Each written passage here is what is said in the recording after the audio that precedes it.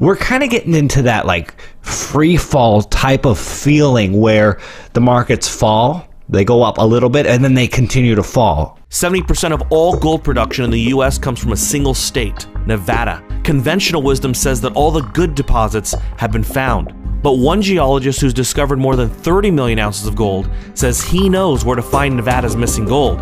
And right now, he may be on the verge of being proven right. Investors and speculators can learn more at crushthestreet.com/gold. I knew this was coming. There were warnings. Hello everyone, and welcome into crushthestreet.com. I am Kenneth Ameduri, and it is Martin Luther King Day, January 18th, 2016, and markets are melting down. Now, the U.S. stock market is closed for today, but the markets have been devastated, and we're kind of seeing it going into that panic mode. You know, there's one thing when it goes down to 300 points, let's say the Dow Jones goes down 300 points, but then kind of goes back up.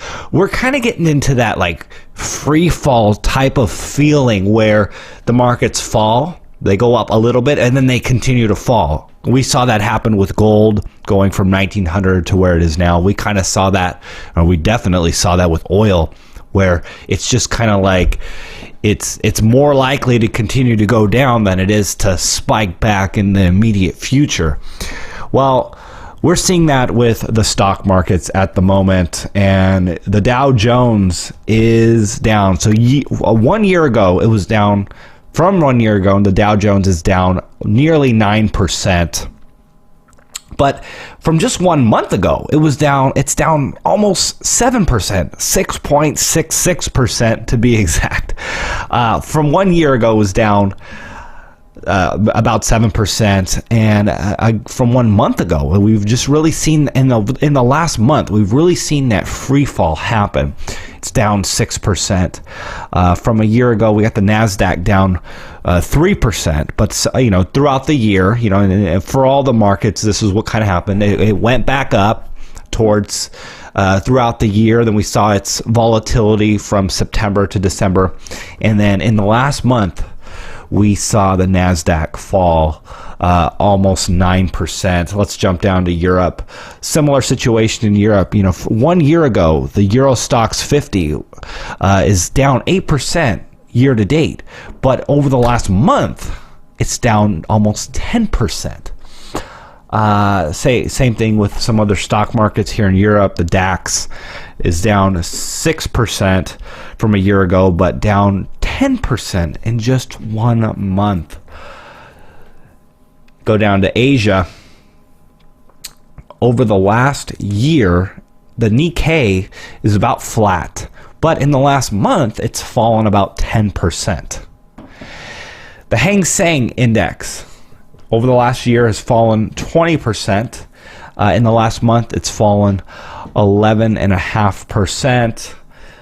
The CSI 300 Index is down 13%, almost 14% over the last year, but down 17% in the last month. So January, going into 2016, we've seen the impact of the global economy really start to melt down, the slowdown of global growth, the impacts of raising interest rates. And we talked about that the interest rate hike is going to set some negative confidence, suck the confidence out of the economy, and sell-offs will begin. And we're seeing that sell-off. And when people get into that panic mode and they're more insecure about holding their stocks, one person sells, and that makes another person panic. And then when that person panics, the next person panics. And then when a lot of people panic, we see things really start to get ugly quickly, and that mindset of confidence in what you had maybe even a month or two ago vanishes. And I'm really interested to see what is going to happen in 2016. I think that, markets going down is going to continue to be the story. We'll see how it goes. Let's take a closer look at the U.S. economy by starting off with Walmart. The discount retailer the retailer that people go to when they have no money is closing 269 stores worldwide, and 154 of those stores are right here in the U.S. That's 3% of their U.S. stores closing, and this will affect 10,000 workers right here in the U.S., all set to start at the end of this month. This is the real economy, where even stores that are geared to sell to people that have little to no money are hurting. Walmart. This is a very, very important thing that you got to realize. We got the freight index, the what's that called? The Baltic Dry Index hitting low after low after low. The unemployment rate at 5%, with the labor force participation rate hitting 40-year lows. We got United Health talking about jumping ship and getting out of Obamacare because it's not profitable. We got deductibles for insurance going through the roof, and the actual premiums going up when Obama said that they wouldn't. This is the real economy. And I gotta give President Obama some credit going up at the State of the Union address and just expelling and just presenting such confidence, such arrogance of how strong the economy is and how good everything is and how good of a job that he has done with his administration.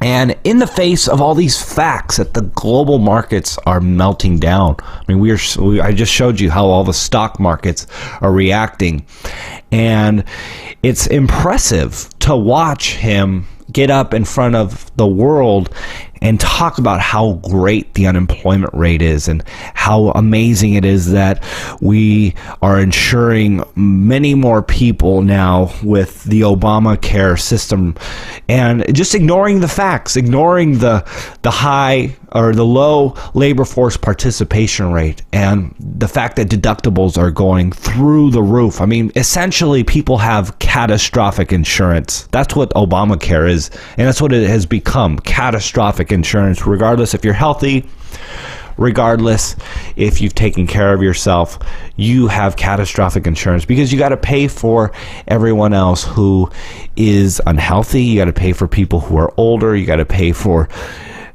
it's not a free market system, it's a socialist system, and the American people are getting crushed. And Walmart is getting crushed, and this is a company that gets subsidized and benefits from the government welfare system. I mean, just think about it. I mean, Walmart can afford to pay its workers minimum wage because the workers are going to be able to get on government programs to subsidize their lifestyle.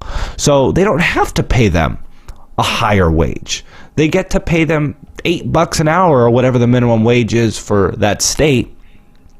And the government is going to give them food stamps, EBT, welfare checks, and free education through the school system. And there is this subsidy that Walmart still receives, and yet they still are hurting. The discount retail, that's an important note that I wanted to make today. Things are not as good as they seem, and it's happening the way, in a lot of ways, the way we have been anticipating. I don't act like I am going to perfectly figure out how the markets are going to react, because markets act irrationally and they do things that we don't expect. But the macro situation of what is going on is inevitable. The fact that things cannot go on like this forever is inevitable, but exactly the way things will play out, well, that's a little unknown. But we're seeing it collapse before our very eyes right here, right now. We saw over the weekend the first implementation day of the Iran nuclear deal going into effect.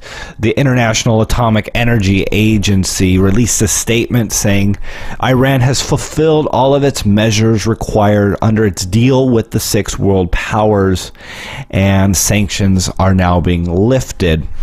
And we saw a prisoner swap over in that region, and people are actually a bit concerned with this. It's not, obviously we want the Americans back and out of captivity. That's not the question. It's some people are having an issue with the country negotiating with quote-unquote terrorists, but it becomes a little more messy when you consider the fact that NATO and the U.S. have been funding groups like ISIS and Al-Qaeda, and the picture isn't as clear when you take that in consideration, because, of course, those are terrorist groups as well, and for us to, pick on one negotiation but then turn a blind eye to the other, well, that's just messy and irresponsible if you ask me.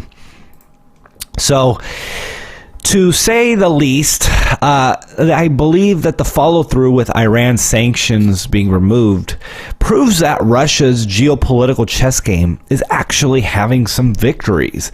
And it's another sign that the East is winning the information war, and Kerry is actually backing down publicly by stating that getting rid of Assad is no longer a U.S. goal in the Middle East.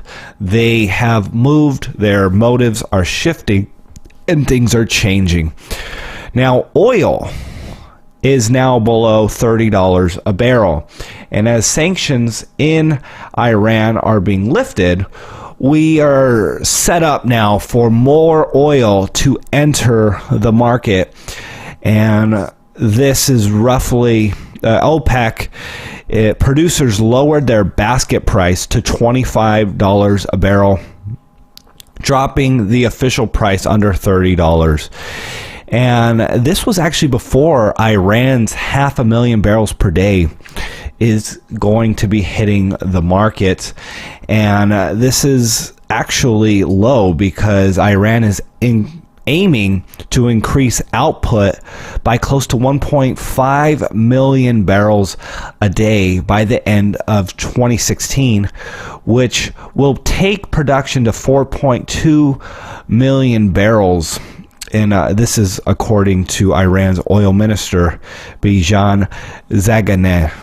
The Bitcoin price has been volatile due to the block size increase debate and GBTC stock crashing, which has coincided and possibly led to the Bitcoin price being down. We're looking at Bitcoin at $386 a coin, just a penny under $387 actually. Key developer Mike Hearn, who supported the block size increase, released a damning article.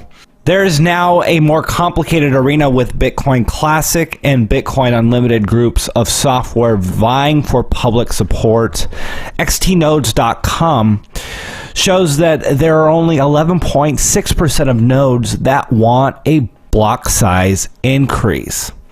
And now our take on Bitcoin is that it has survived software issues in the past, and this one was coming for a long time, and it should resolve itself over time sometime this year. And as we've said before, we need to expect volatility and then a price rise after the resolution.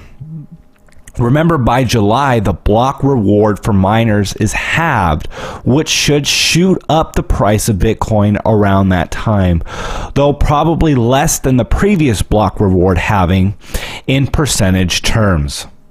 We're going to be doing some interviews. I'm going to be doing some interviews this week, and we're going to be drilling our guests on what's going on in oil, what's going on in China, what's going on in precious metals, what's going on with the dollar in 2016. And if you've missed some of the past interviews, you can either go to YouTube, just search Crush the Street, or find my interviews at crushthestreet.com. We've had some really interesting guests on. Dale Olmsted talked about the precious metals debit card.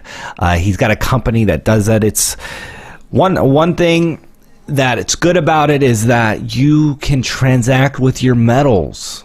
You can use them as a debit card, and if you believe in precious metals, you want to actually hold a position in them. As they go up, you're exposed, and you can use them, in 50-cent increments, $1 increments, $10 increments. I mean, that's what's kind of really fascinating about it. Of course, it's somewhat tied into the banking industry, so I would tell you this: if you don't hold it, you don't own it. So not everything needs to be in that debit card, so you want to be cautious with that. But interesting idea. I hope it's something at least entertaining for you to listen to, and just kind of see where things could be heading with precious metals. Trey Knippa was a very intelligent futures trader, and he's got some theories on how to profit off the demise of China, the